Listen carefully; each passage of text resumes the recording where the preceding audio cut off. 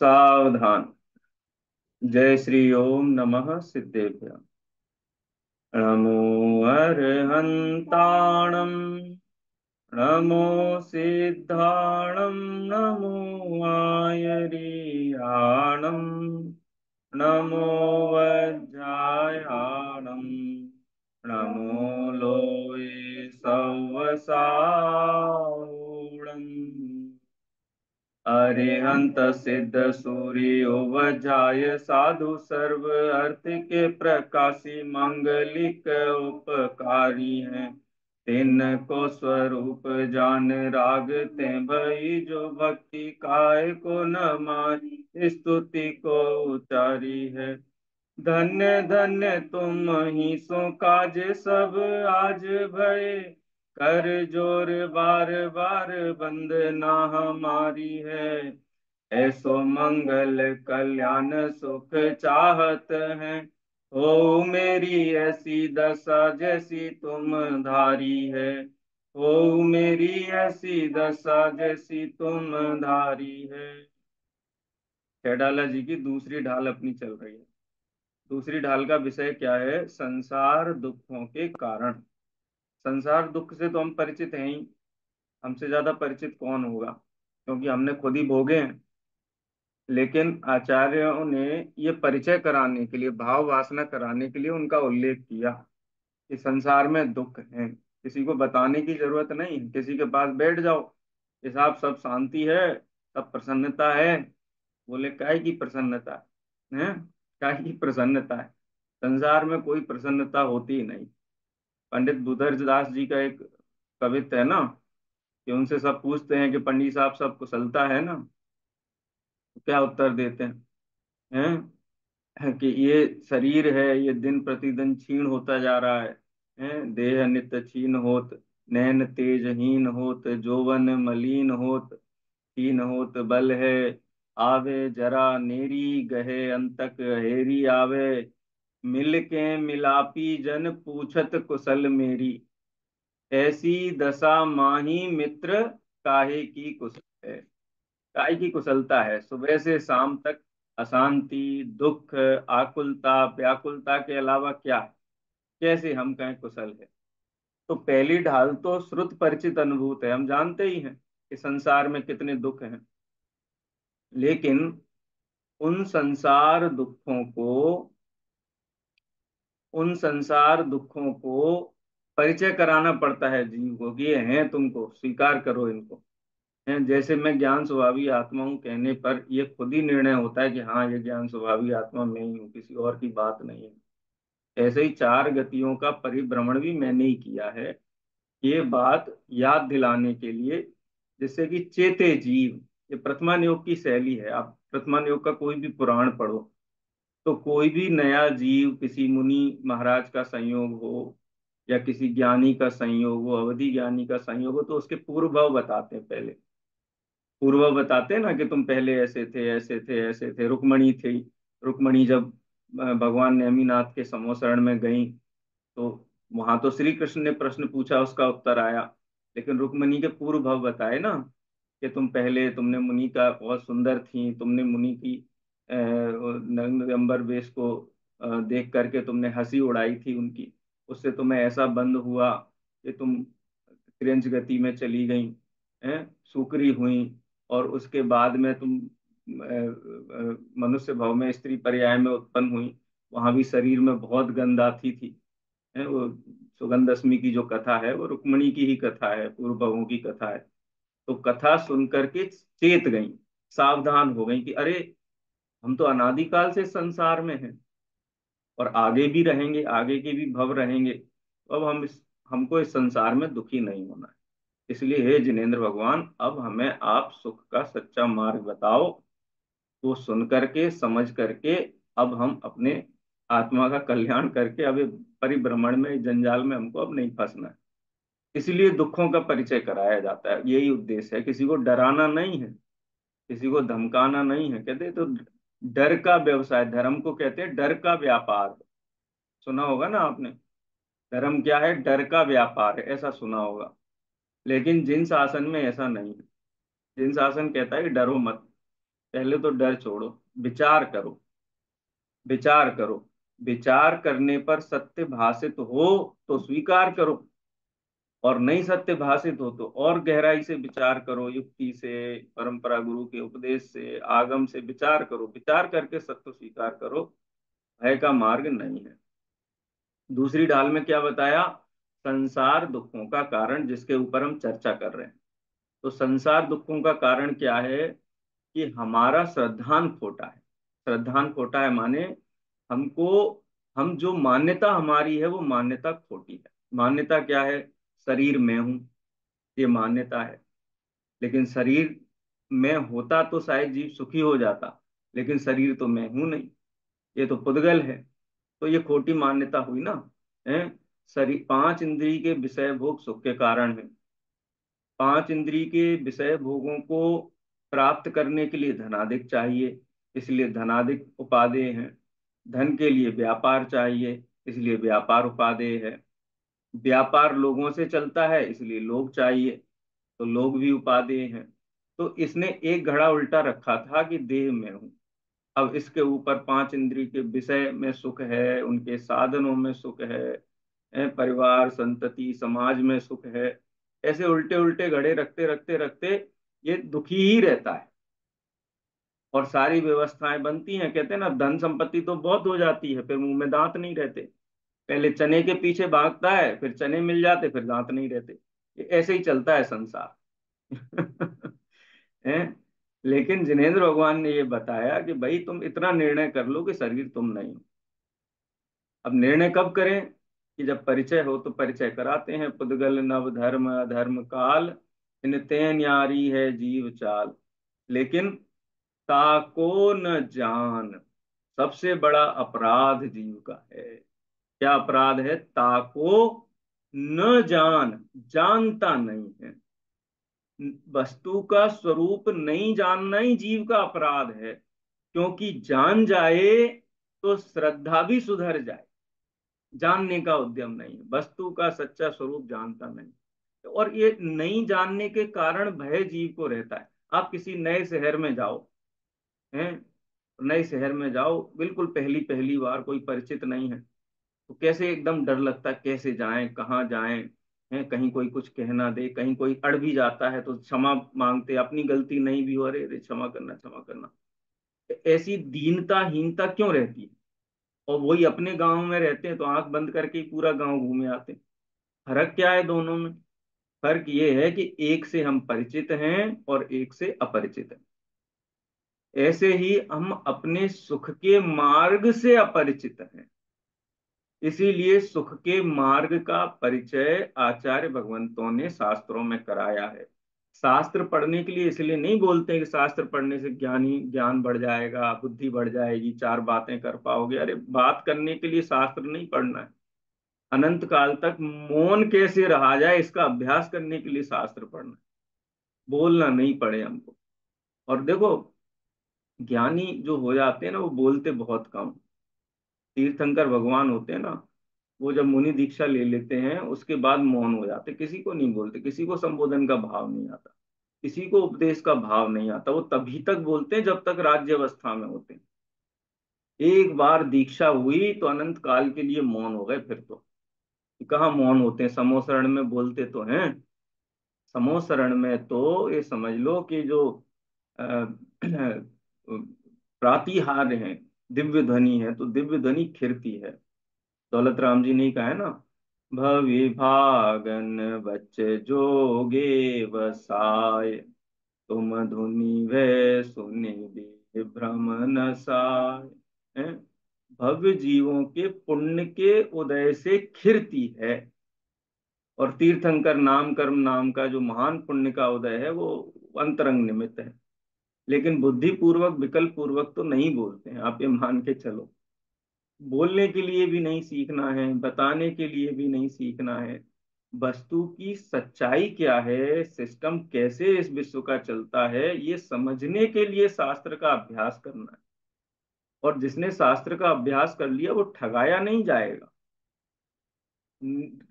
निर्भय हो जाएगा, निर्भय। इसलिए शास्त्र का अभ्यास करना है। इसीलिए दौलत राम जी ने कहा, ताको न जान विपरीत मान। विपरीत माना, क्या क्या विपरीत माना? करी, विपरीत मान करी, करे देह में निज पिछान। सात तत्व अपन ने नाम जाने थे ना। सबसे पहला जीव तत्व संबंधी भूल। बहुत, कई कई लोग वर्षों से भी स्वाध्याय करते हैं, उनको एक चीज समझने में थोड़ी कंफ्यूजन रहता है। ऐसा नहीं मैं कहता कि नहीं समझते हैं। जीव तत्व संबंधी भूल किसे कहते हैं और अजीव तत्व संबंधी भूल किसे कहते हैं? इसमें सबसे पहले जीव तत्व संबंधी भूल बताई दौलत राम जी ने। क्या बताई? करी करे देह में निज पिछान। जीव कौन है? जीव कौन है? ये देह ही जीव है। ये जीव तत्व संबंधी भूल है। मैं देह हूं, मैं देह हूं ऐसा मानना जीव तत्व संबंधी भूल है। जब ये मानता है मैं देह हूं, तो साथ में और क्या क्या मानता है, उसकी चर्चा हम कल कर रहे थे। चौथा नंबर का जो छंद था, तो चौथा नंबर का छंद में अपन देखते हैं।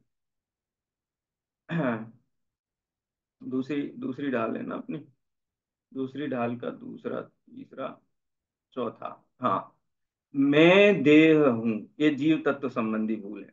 मैं देह हूं, देह सुंदर है। देह के नाम पे बहुत सारी संपत्ति चढ़ी हुई है, मकानों की बहुत रजिस्ट्रियां हैं, सब देह के नाम पे ही होती, जीव के नाम पे तो होती नहीं। कभी रजिस्ट्री कराने जाना रजिस्ट्रार ऑफिस में, बोले कि क्या नाम लिख दें? बोले देह तो खत्म हो जाएगी अगर देह के नाम करेंगे, 30-40 साल ही रहेगी, हम जीव लिख देते। बोले लिख दो आत्मा। रजिस्ट्री में आत्मा लिखवाते कभी हैं? ज्ञान दर्शन स्वाभावी आत्मा लिख दो, रजिस्ट्री में नहीं लिखवाते हैं। क्यों? अरे इसलिए नहीं लिखवाते कि हम मानते नहीं है, मानते होते तो वही लिखवाते। ज्ञानी जीवों के मुख से उत्तर देखो। आचार्य अमृतचंद्र देव से कहा गया आपने बहुत सुंदर ग्रंथ रचा है पुरुषार्थ सिद्धि उपाय। तो अमृतचंद्र आचार्य कहते, किस कौन कहता है कि अमृतचंद्र ने रचा है? हैं? हैं? चित्रೈ वर्णानि वर्णै पदानि पदै कृतानि वाक्यानि। वो कहते हैं चित्र बने चित्रों से, अक्षर बने अक्षरों से, शब्द बने शब्दों से वाक्य बने हैं। चित्रै वर्णे चित्रै वर्णानि वर्णै पदानि पदै कृतानि वाक्यानि हैं। वाक्यೈ कृतम पवित्रम शास्त्रमिदम। ये पवित्र शास्त्र वाक्यों ने बनाया है। न किमपि कृतम पुनरअस्माभि, मेरे द्वारा इसमें कुछ भी नहीं किया गया है। परमागम ग्रंथों की टीका करने के बाद में बोला कि बहुत अच्छी टीका लिखी आचार्य देव आपने। तो कहते कि अमृत चंद्र ने लिखी है, ऐसा मान के मुंह में मत नाचो। तो क्या परिणति में फर्क होता है? वो कहता है कि हमारे देह के नाम से सारी संपत्ति कर दो, और आचार्य देह के नाम पे कुछ भी स्वीकार करने को तैयार नहीं। वो मैं करता ही नहीं, मैं तो जीव हूं, ज्ञाता दृष्टा हूं। तो जब मैं जीव हूं ऐसा माना, तो ये जीव तत्व संबंधी भूल हो गई। अब और क्या क्या मानता है, ये हमने कल पढ़ा था। मैं सुखी दुखी, मैं रंग राव, मेरे धन ग्रह गोधन प्रभाव, मेरे सुततिय में सबल दीन, बेरूप सुभग मूरख प्रवीण। कल विस्तार से चर्चा की थी हमने इस छंद की। मैं देह हूं ऐसी जीव तत्व संबंधी भूल करने से अपने आप को ये सब मानता है। ये सब उसके स्टेटस हैं। अब इन स्टेटस को मेंटेन करने के लिए, बनाए रखने के लिए अथवा बदलने के लिए, अगर अपने आप को मानता है मैं बहुत धनवान हूं, तो धनवान बना रहूं, है घर में चारों तरफ ताले लगवा लेता है लाखों रुपए दे करके गार्ड रख लेता है, सायरन लगवा लेता है, पास के पुलिस स्टेशन में कोई मेरे दरवाजे पे हथौड़ा मारे तो पुलिस स्टेशन में सायरन बज जाए और पुलिस आ जाए, कितनी व्यवस्थाएं करता है। क्यों? क्योंकि ये मानता है मैं देह हूं, मैं देह हूं। कब तक रहता है देह? मैं कब तक रहता हूं? देह तो अल्पकाल के लिए आकर के चला जाएगा, मैं रहूंगा कि नहीं रहूंगा? मैं तो फिर भी बना रहूंगा। तो ये भूल हो गई ना, मैं नहीं हूं फिर भी मैं माना। ये चौथे नंबर के छंद में जीव तत्व संबंधी भूल। जैसा मैंने कहा ना, जीव तत्व संबंधी भूल और अजीव तत्व संबंधी भूल क्या है। तो मैं देह हूं, ये जीव तत्व संबंधी भूल है। अब अजीव तत्व संबंधी भूल क्या है? देह मैं हूं, ये अजीव तत्व संबंधी भूल है। आप कहोगे कि कहाँ घुमा रहे हो? ये समझना पड़ेगा आपको। मैं देह हूं, तो देह का सारा जो परिणमन, देह से संबंधित जो भी पदार्थ है, सब में अपनापन कर लेता है मैं हूं। और देह मैं हूं माने देह है इसलिए मैं हूं, देह नहीं रहेगी तो मैं भी नहीं रहूंगा। ये अजीव तत्व संबंधी भूल। दो वाक्य आप याद कर लो। हैं, ये इतनी सूक्ष्मता से आपको ये बात सुनने को नहीं मिलेगी, मिलती नहीं है, या निकल जाती है, सुनने को भी मिलती है तो, लेकिन आप याद कर लो। मैं देह हूं, ये जीव तत्व संबंधी भूल है। और देह में हूं, ये अजीव तत्व संबंधी भूल है। मैं कौन हूं? जीव। ठीक है। माना किसे? मैं अजीव को। आया ख्याल में? मैं हूं जीव, लेकिन अजीव को जीव माना। देह क्या है? अजीव। और देह को क्या माना? मैं, यानी जीव। यानी जीव को देह मानना और देह को जीव मानना, ये गड़बड़ी करता है। जब जीव को देह मानता है तो जीव तत्व संबंधी भूल है, और जब देह को जीव मानता है तो ये अजीव तत्व संबंधी भूल है। हैं डिम्पी, ख्याल में आ रही बात? हैं? कठिन लग रहा है? हैं? कठिन नहीं है, सरल है। नाम का फर्क है। नींबू चाहिए अपने को, तो नींबू लेने गया, संतरा ले आया। प्रयोजन किसको जानना था अपना? नींबू को। नींबू अपना प्रयोजन था, लेकिन नींबू की जगह क्या ले आया? संतरा ले आया। तो ये नींबू को नहीं पहचानता, नींबू को नहीं पहचानता। ठीक है। और संतरा लेने गया था और नींबू ले आया, तो संतरे को नहीं पहचानता। लक्षण करना था जीव का, लेकिन अजीव को जीव मान लिया। लक्षण करना था अजीव का, लेकिन जीव को अजीव मान लिया। इसलिए बहुत बहुत मिक्स हैं। आप थोड़ा इसको थोड़ा विचार करेंगे तो ख्याल में आएगा। तो जब मैं जीव, जीव देह है ऐसा मानता है, तो देह की सारी अवस्थाओं को मेरी अवस्थाएं ऐसा मानता है। और देह को, अब देखो अजीव तत्व संबंधी भूल, इसको पढ़ते हैं।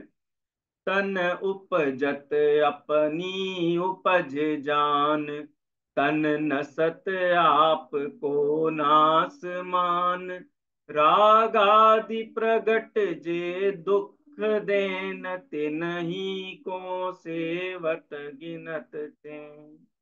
पहली लाइन में अजीव तत्व संबंधी भूल है। ये तन है, ये तन क्या है? ये तन का स्वरूप क्या है? तो कहता है ये ही जीव है। आंखों से देखता हूं, नाक से गंध का ज्ञान करता हूं, जिह्वा से रस का ज्ञान करता हूं, स्पर्शन इंद्री से स्पर्श का ज्ञान करता हूं, कानों से शब्द जानता हूं। देखता कौन है? आंखें। सुनता कौन है? कान। सूंघता कौन है? नाक। चखता कौन है? जीव। स्पर्श कौन करता है? स्पर्शन इंद्रिय। यानी ये ज्ञान करते हैं, अजीब से ज्ञान उत्पन्न होता है। ये अजीव तत्व संबंधी भूल है। अब विचार करो कि किसी जीव को हार्ट अटैक आया हो, बहुत सीवियर कार्डियक अरेस्ट, और पता भी नहीं चला, उसको कोई बीमारी नहीं थी, एकदम स्वस्थ, कोई कोई तकलीफ नहीं, एकदम हंसता खेलता, होता है ना ऐसा? है 25-30 साल का हट्टा कट्टा नौजवान, प्रसन्न चित्त रहने वाला, आनंद में रहने वाला, जहां बैठ जाए सब प्रसन्न आनंद हो जाए। कहीं आ गया एक आध क्लॉट हार्ट में, अटक गया, मत निकल, जीव निकल गया। अब रस, स्पर्शन इंद्री में क्या विद्रूपता हुई? कुछ नहीं हुआ, वैसी की वैसी ही है। ऐसा लगता है आंख बंद करके बैठा है। रसना इंद्री है कि नहीं? वो भी बिल्कुल है वैसी वैसी। घ्राण इंद्री है कि नहीं? वो भी बिल्कुल वैसी की वैसी है। चक्षु इंद्री भी वैसी की वैसी है। कर्ण इंद्री वो भी वैसी की वैसी। डॉक्टर कहता है कि डोनेट कर दो भैया, किसी के काम आ जाएगी। है? तो वो जीव निकल जाने पर ये पांचों इंद्रियां सुरक्षित रहने पर भी ये पांच इंद्रियों का व्यापार क्यों नहीं होता है, क्यों नहीं जानती हैं? हमने तो ये माना था ना, देह ही जीव है, देह है तो जीव है। तो ये अजीव तत्व संबंधी जो भूल है, ये ऐसे इसका निराकरण होता है कि आप इसका विचार करो। पांचों इंद्रियां रहते हुए भी पांच इंद्रियों का व्यापार क्यों नहीं चलता है? क्योंकि अंदर जो करंट था, अंदर जो जीव तत्व था, वो जीव तत्व निकल गया। अच्छा, वो जीव तत्व देह के संयोग से भिन्न हुआ तो जानेगा देखेगा कि नहीं जानेगा देखेगा? जानेगा देखेगा। जीव देह के संयोग में रहे या देह से भिन्न रहे, वो तो अपना स्वरूप संवेदन संचेतन उसका चलता ही है। अरे आबाल सभी गोपाल सुलभ सबको चिन्मय अविराम, जीव तो जानेगा। चाहे वो देह छूट करके दूसरी देह में जा रहा हो चार समय के लिए, चार समय लगते हैं, एकम दो तीन व अनाहारकम, तीन समय तक अनाहारक रहता है, चौथे समय में नियम से आहारक हो जाता है। तो उतने काल में तो औदारिक व्यक्रियक शरीर नहीं है, तो जानेगा देखेगा कि नहीं? जानता देखता है। सम्यक दृष्टि जीव है, वो समकित समकित सहित वो तीनों समय रहता है। ज्ञान, सम्यक दर्शन, सम्यक ज्ञान, अनंतानुबंधी कसाय के अभाव रूप जो सम्यक्त्व चरण चारित्र, सब लेकर के वो विग्रह गति में भी चलता है देह के बिना। तो हमने ये समझ लिया देह ही जीव है, देह रहेगा तो जीव रहेगा, देह नहीं रहेगा तो जीव नहीं रहेगा। अरे भैया, देह रहता है फिर भी जीव नहीं रहता है, ये समझा रहे हैं आचार्य देव। ये देह रहेगा तो देह के कारण जीव नहीं रहेगा। जीव जीव है तो देह चाहिए, देह है तो जीव रहेगा, ये इसकी खोटी मान्यता है। इसीलिए कहते हैं, तन उपजत अपनी उपज जान, तन नसत आप को नास मान।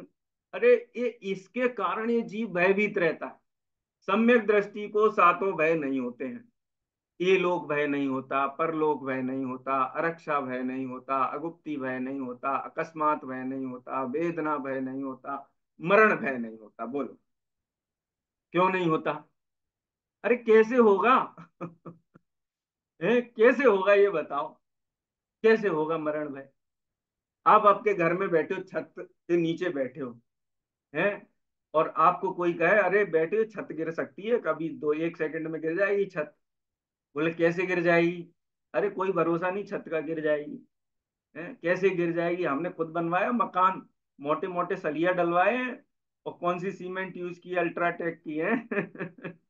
हैं? अल्ट्राटेक की सीमेंट लगाई है इसमें।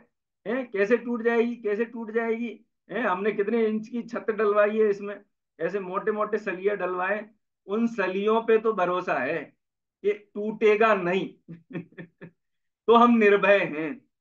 लेकिन सबसे बड़ी निर्भयता की बात तो ये है कि ये जीव देह से अत्यंत भिन्न है, देह के मरने से मरता नहीं है, देह के जीने से जीता नहीं है। तन उपजत अपनी उपज जान, तन नसत आपको नासमान, ये तो अज्ञानी जीव मानता है।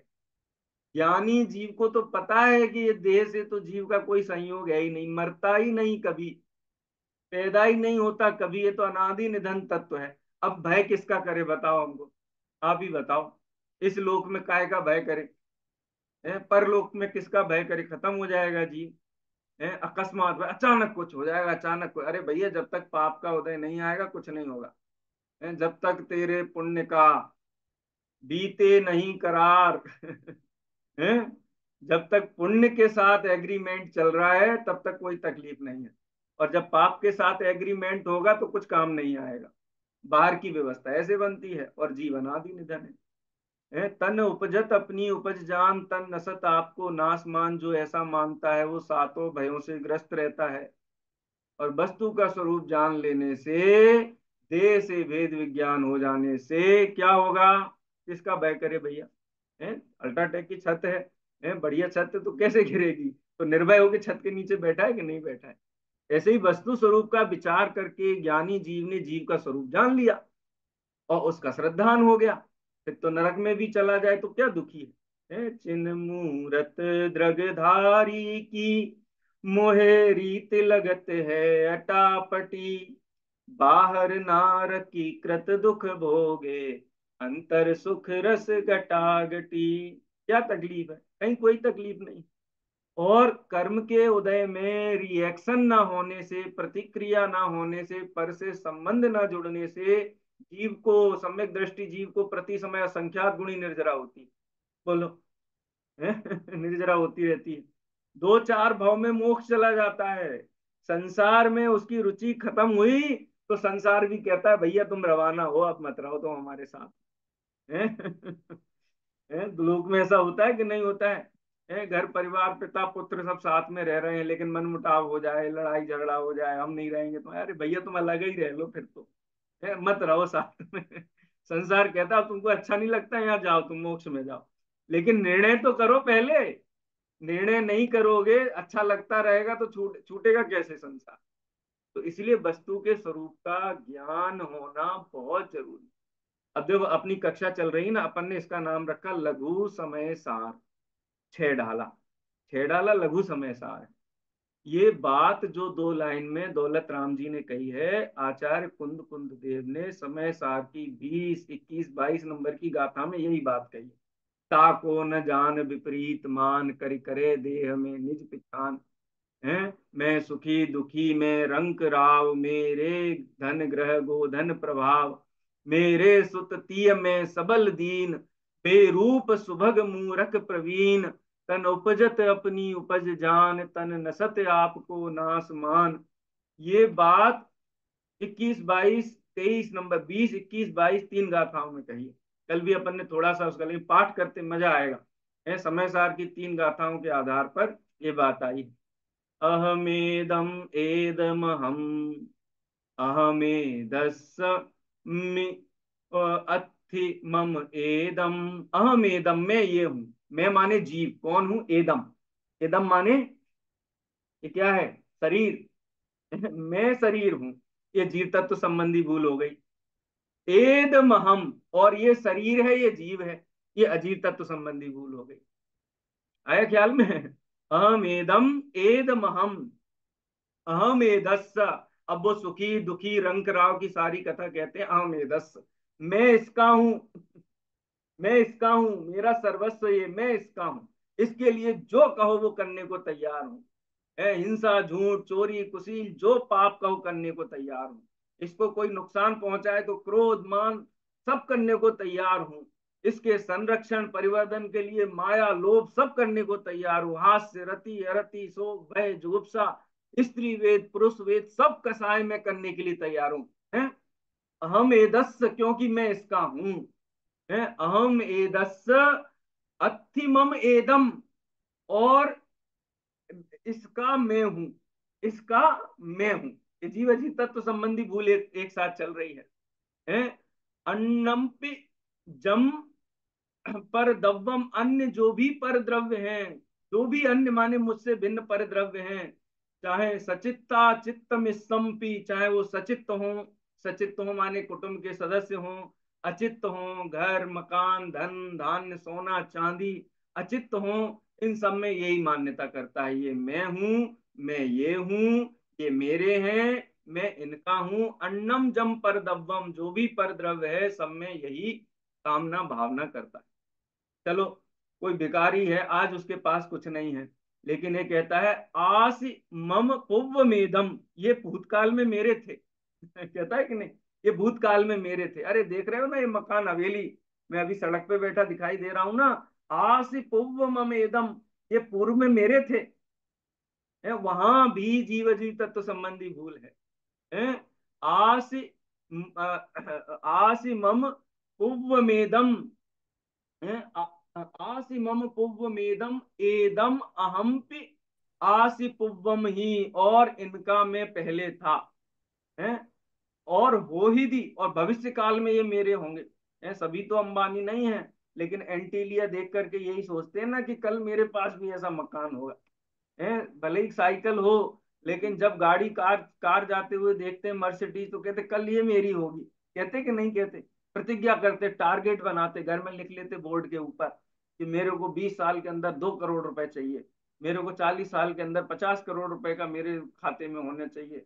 ऐसे खोटे खोटे अभिप्राय बना करके कितना पाप का बंद होता है। और एक बात और बताऊं, ऐसे संकल्प से करोड़ रुपए मिल भी जाते हैं, मिल जाते हैं। ऐसा संकल्प मत कर लेना, नहीं तो मिल जाएंगे। क्यों मिल जाएंगे? क्योंकि ऐसे संकल्प के कारण 24 घंटे 12 महीने ये जीव संश्लेष परिणामों से पाप का बंध करता है। बहुआरंभ परिग्रहत्वम नारकस्यायुष, नरक आयु का बंद हो जाएगा ऐसे परिणामों से। और क्या होगा? नरक में चला जाएगा। कि नरक में जाएंगे तब जाएंगे, अभी तो करोड़पति हो जाएंगे, हाँ हो जाओगे, करोड़पति हो जाओगे, अरबपति हो जाओगे, सब सुख सुविधाएं मिल जाएंगी। क्यों मिल जाएंगी? क्योंकि नरकायु होती है ना, बहुत लंबी होती है, 33 सागर की होगी अगर 7वें में गए तो। उससे कम गए तो 20 सागर की होगी। उसमें असंख्यात असंख्यात वर्ष होते हैं, काउंट नहीं कर सकते। एक दिन अपन ने चर्चा की थी काल की थोड़ी सी, है वो आप सुन लेना, दूसरे तीसरे नंबर का जो अपनी कक्षा की रिकॉर्डिंग है उसमें है। तो करोड़ों करोड़ वर्ष के लिए, असंख्यात वर्ष के लिए नरक में जाओगे। अब जो पुण्य की प्रकृतियां हैं उनका तो वहां उदय आने का कोई स्थान ही नहीं, क्योंकि स्कोप ही नहीं है ना वहां तो। है कहाँ भूमि पर सत दुख सो, बिच्छू सहस डसे नहीं तिसो। तो क्या होगा कि खाते में पड़ा हुआ जितना पुण्य है उसकी उदीर्ण यहीं शुरू हो जाएगी। आप यही वो पुण्य का उदय जल्दी जल्दी जल्दी जल्दी आएगा। आज करोड़पति हुआ, कल अरबपति हो जाएगा, कल एक मकान था परसों 4 मकान हो जाएंगे, है और एक गाड़ी थी 10 गाड़ी हो जाएंगी। सब ऐसे संकल्प के कारण ऐसी गति का बंद हो गया है कि वहां पर पुण्य के उदय का स्थान ही नहीं है।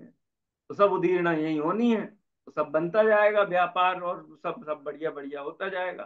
संक्लेश परिणाम सहित रहने वाले जीवों को ये लोक में कदाचित सुख दिखाई दे, लेकिन वो संक्लेश परिणाम का उदय नियम से आएगा, और ऐसा आएगा कि वहां पुण्य के उदय का स्थान ही नहीं।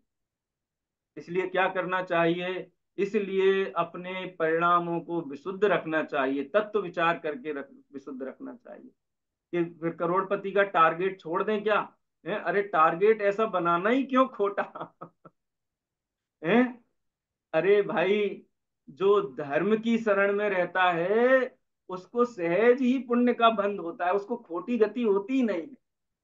तो ये सारी व्यवस्थाएं तो अपने आप बनती जाती हैं। पंचाशती का संग्रह ग्रंथ में 20वीं शायद गाथा है, 20-21 नंबर की, उसमें कहते हैं कि जो जीव को ज्ञान का परिचय हो जाता है, जिनकी दृष्टि निर्मल हो जाती है, जिनके परिणाम विशुद्ध होते हैं, उनको अपूर्व अपूर्व पर्याय होती है। वो नारायण बनते हैं, चक्रवर्ती बनते हैं, तीर्थंकर बनते हैं। लेकिन उनकी अभिलाषा से अपने को धर्म नहीं करना है, ऐसे निदान से धर्म नहीं करना है। धर्म करना है, सच्चाई क्या है हमको समझना है, वस्तु का स्वरूप क्या है हमको समझना है, जीव क्या है ये हमको समझना है।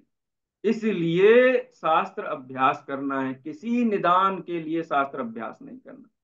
देखो, एक एक उदाहरण दिया, दूसरा उदाहरण और देता हूं मैं। कि आप देखना, जितने भी मुनि केवल ज्ञान प्राप्त करने वाले होते हैं, माने छपक श्रेणी मानने वाले होते हैं ना, तो क्या होता है कि उनके ऊपर उपसर्ग होता है। आप देखो, पार्श्वनाथ भगवान छपक श्रेणी मान रहे थे तो कितना उपसर्ग हुआ है। महावीर भगवान भी जब ध्यान मग्न थे, केवल ज्ञान होने वाला, तो उनके ऊपर भी उपसर्ग हुआ। पांडव थे, पांडवों के ऊपर भी उपसर्ग हुआ। ऐसा क्यों होता है? ऐसा क्यों होता है? अरे उपसर्ग से उनको रंच मात्र भी दुख नहीं है। वो सब बाहर का परिणाम है, होता है, होता रहे, कोई तकलीफ नहीं है, कोई परेशानी नहीं है। लेकिन फिर होता क्यों है? अरे होता इसलिए है कि अब भगवान केवल ज्ञान धारण करेंगे और बरसों बरस तक उनका समोसरण सजा रहेगा।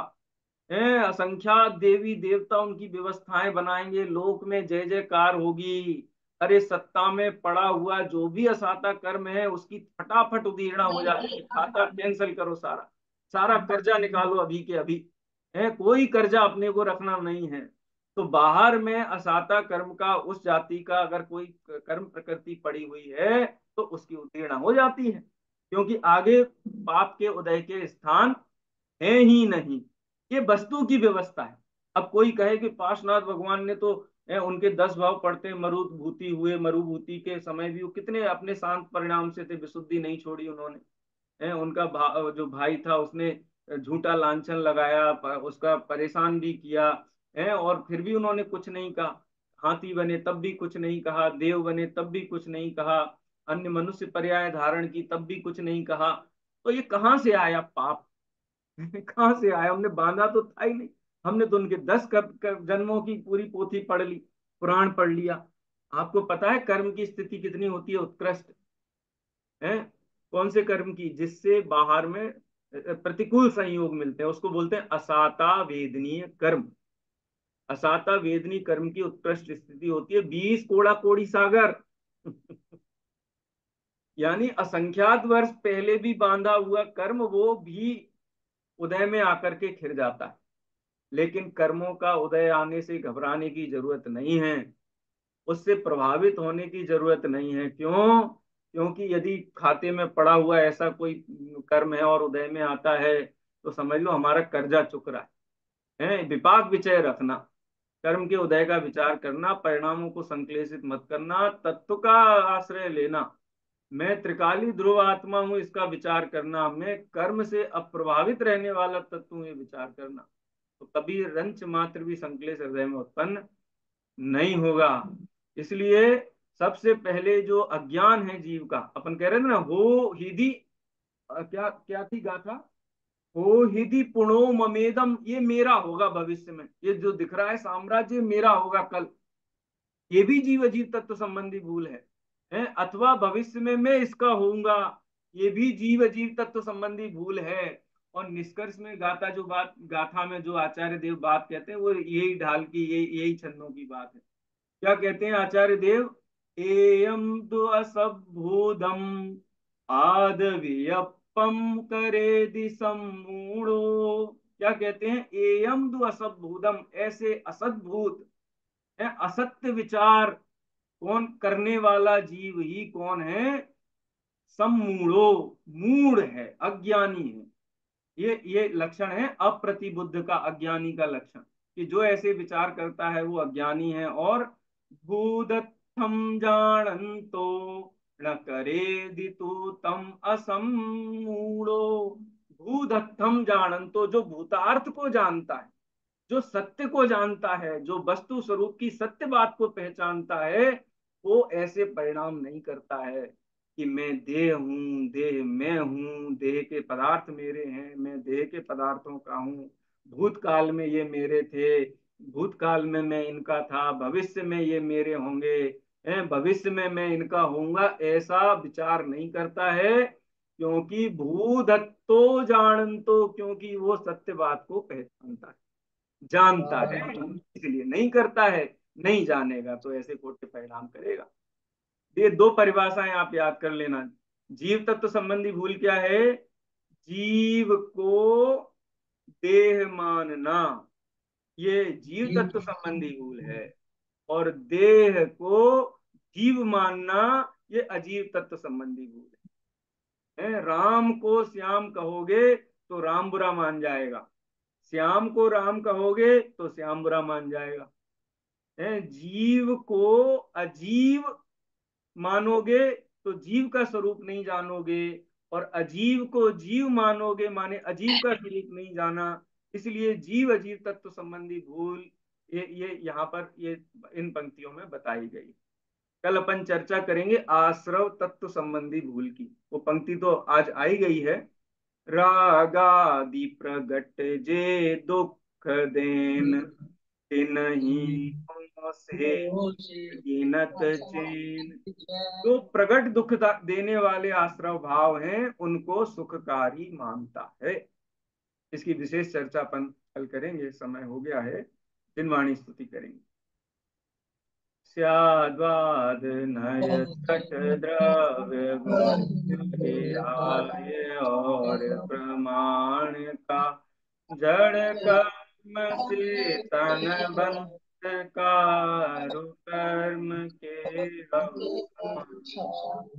कह कर स्वरूप यथार्थ जग का, तो पार है उसके लिए जिनवाणी मांगो, वंदना सत बार है, वंदना सत बार है। वर्ण मुकार मंत्र का स्मरण करेंगे।